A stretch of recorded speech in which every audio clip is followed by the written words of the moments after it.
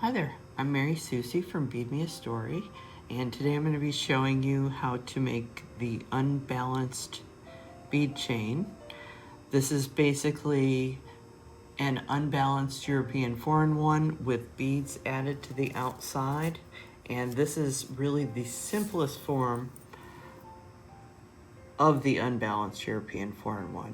We're going to be using just 3 rows in this project, and we're going to be using 3 cut beads, which are faceted and give a wonderful sparkle to your work. Also makes the project just a little bit chunky, which is really nice because it's the beads just become the hero. But that's not the only hero. This waving back and forth that you see in the center pattern is absolutely gorgeous too for separating and accenting your beads. So I hope you'll really enjoy this project, and let's go ahead and get started. Okay, so to start this weave, our supply list is pretty simple. So first of all, I'm just using my basic 2 pairs of Xuron pliers. I like the chisel nose. You can use flat nose. I like the bent nose in my non-dominant hand. You can, again, use chisel nose or flat nose or chain nose, whatever you want to. I do like the Xurons. They're very non-slip and work really well for this. I will be using 18 gauge 5/32 jump rings. These have an AR of 3.5, and we'll be closing 3 rings. So the silver is going to be my A color, my color A, and the navy blue matte will be my color B. And then you can see I've got some beads up here, and we'll be incorporating them into the piece. Okay, so basically I'm going to take this little chenille stem, and I've pre-closed these first jump rings. So I need an A, a B, and an A color. Okay, and we're just gonna put those on the chenille stem. That's just gonna hold our base row in place so we can get things started. And I'm gonna move these jump rings a little bit out of my way. Just wanted you to see the materials.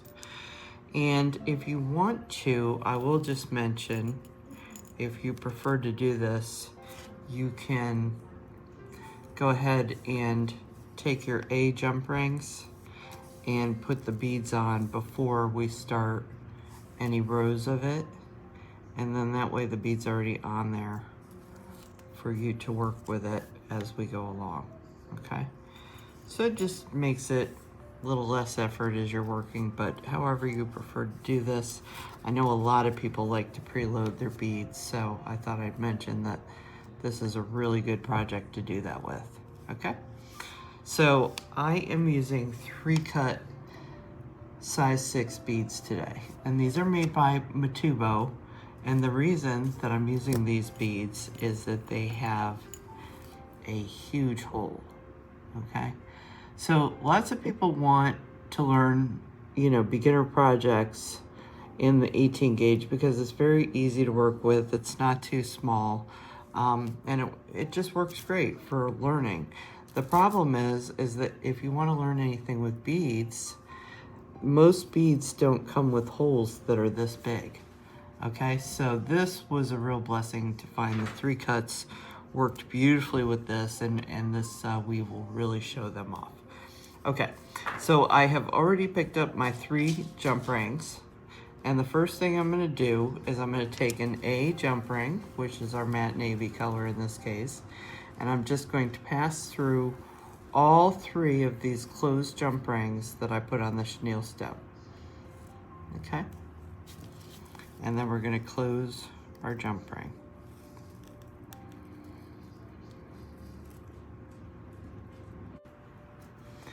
Okay, so once I've put this first jump ring on, I'm going to be attaching A jump rings. So that was the B jump ring, and I'm going to be attaching 1 jump ring at the top and 1 jump ring at the bottom. And these jump rings have beads on them, as you can see.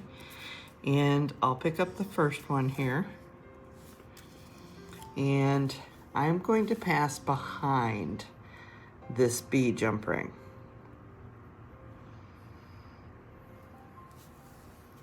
Okay, see how it's kind of behind it?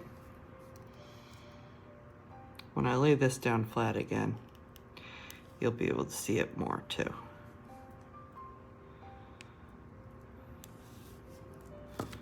Okay. And I just push that bead up.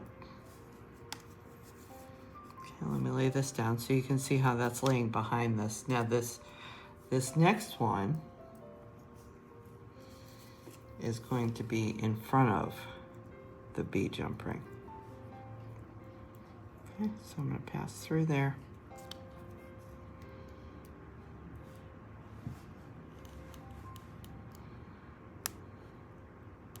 And close the jump ring. Okay, so now we have a jump ring at the top with a bead, and you can see that this lays behind this bead jump ring. And then we have a jump ring at the bottom with a bead, and you can see that that lays in front of. Okay, so as I lay this down, I'm going to start my next row. I'm going to start again with a bee colored jump ring. Okay, and I'm going to pass down through all 3 of the jump rings. And then notice I'm letting the bead push back and push back towards the chenille stem. That'll kind of happen naturally, but just make sure that that's sitting in the right place as you go forward. Okay, and I've got my next B jump ring on. So again, I'm going to add the A jump rings. Now this time we're going to be opposite of what we did last time. So I am going to pass through the top jump ring from the previous row, the one with the bead on it, and I'm passing through it above that B jump ring that I just added. Okay, so it's almost like it's laying on top of that. That's what it looks like. Looks like it's laying on top of the B. Okay, and once I get this on, then my bead, it can kind of move up to the top here.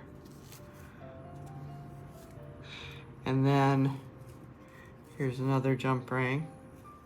And this will be at the bottom. So on the bottom, I want to pass through this lower jump ring with the bead, and I want to be passing behind that bead jump ring this time. Okay, so now that we've gone through 2 rows of this, you've really seen this whole weave. Okay, this is all there is to it. So basically, as I start my next row, I'm going to do all the exact same stuff that you've seen me do before. I'm just going to pass through all 3 jump rings, and notice I'm kind of pushing that bead at the bottom down. I don't think my jump ring's open enough there. Here's a new one. Okay, so I'm just passing through. Apparently I didn't open any of my jump rings quite enough. I was just trying to prep these for you to show you how to do this. Okay, so 1, 2, 3. Okay, so I came through from the bottom, could have come through from the top. I do try, and I'll just mention this, I do try and kind of make sure that this is sitting up on the chenille stem. That way if I flip it over, I know that it was up high, so I know my front side from my back side. But we just passed through these 3 jump rings again to start a new row.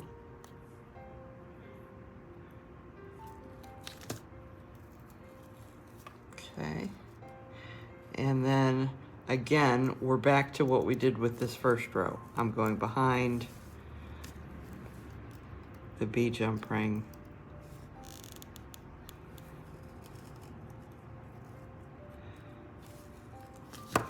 And then I'm gonna go in front of with my next one. I don't think I have one with a bead on it yet, so I'll put one on. Okay, so we're just alternating back and forth. Each row, you know, I basically do the same thing with the center bead. I grab all 3 of the previous jump rings. And then as I do the top ring, in the first row I started behind the B ring, just like you see in this row, and then the second jump ring went in front of it, and then when I go to the next row it'll be the opposite. This will be sitting in front of the B, and this one will be sitting behind it. So you can see how these rows kind of alternate back and forth. So this is just the sign of a European weave. That's how they sit a lot. They tend to be stacked up on top of each other and can often go in these alternating stair steps, if you will. Okay, so we're just gonna keep doing this until we reach the desired length. And then you'll notice that when I take this off, I didn't put any beads on these first rings, okay? And I kind of left those free so that they would be easy to attach to a clasp. So let me just show you what this is gonna look like when we get it finished.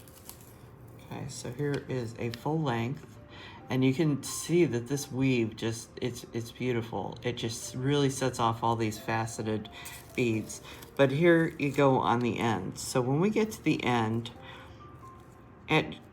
your beginning row and your end row just didn't have beads on them, but they're really the same thing. They just go in the pattern.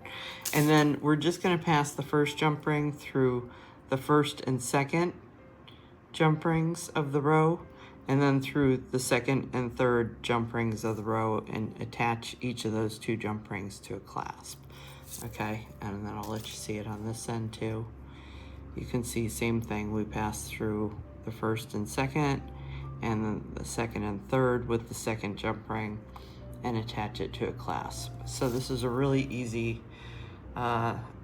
way to begin and end it. And then as you can see, this is really kind of dimensional. It has a little chunky quality to it because of these beautiful faceted looking beads. And that's just the 3 cut.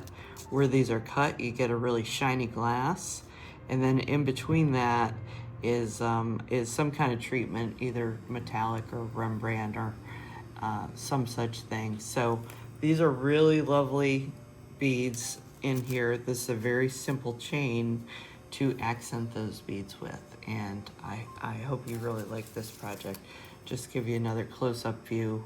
This is the black. This one really looks blingy because of the black. It just sparkles, and it's got gunmetal and brown in this. So you can make this in any color with the 3 cuts and jump rings, so don't be afraid to experiment. But I think you're really going to enjoy this project just because of how sparkly and shiny these 3 cuts give this weave this beautiful effect.